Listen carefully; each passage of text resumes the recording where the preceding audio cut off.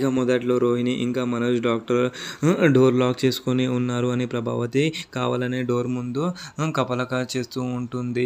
మనోజ్ బయట నుండి ఇంత కొట్టిన రోహిణి డోర్ తీయదు. ప్రభావతి వచ్చి ఎందుకురా ఇలా అరుస్తున్నావు అని తిడుతూ ఉంటుంది. రోహిణి ఫైనలీ డోర్ తీస్తుంది. కానీ ప్రభావతి గట్టిగా వార్నింగ్ ఇస్తుంది. మనోజ్ బయటికి వెళ్ళే వరకు ఈ డోర్ ఓపెన్లోనే ఉండాలి. మీరు ఇద్దరు గుసగుసలాడిన అవసరం లేదు అని అరుస్తూ ఉంటుంది. మీనా వచ్చి బాలుకి ఒక షాక్ ఇస్తుంది. రోహిణి గుణ అనే వ్యక్తి దగ్గర చాలాసార్లు వడ్డీకి డబ్బులు తీసుకుందని మీనాకి తెలుస్తుంది. బాలుకి కూడా రోహిణి మీద డౌట్ గట్టిగా పడుతుంది. ఈ పార్లర్ అమ్మ అనుకుంటున్నాను, అమ్మకత్యం కాదు అని డిసైడ్ అవుతాడు. రోహిణి ప్రభావతి దగ్గర మంచి చూసుకోవడానికి ట్రై చేస్తాడు. కానీ ప్రభావతి అస్సలు తగ్గదు.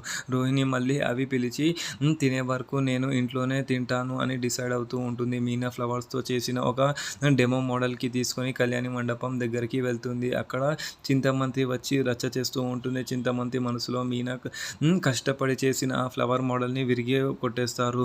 మీనా ఎందుకంటే ఇంటికి రావడం ఈ విరిగిపోయిన మోడల్ చూసి బాలుకి ఫుల్ ఫైర్ అవుతుంది. చింతమంతికి బుద్ధి చెప్పడానికి బాలు ట్రై చేస్తూ ఉంటాడు. మరి నెక్స్ట్ ఎపిసోడ్లో ఏం జరగబోతుందో అనేది చూద్దాం. Thank you.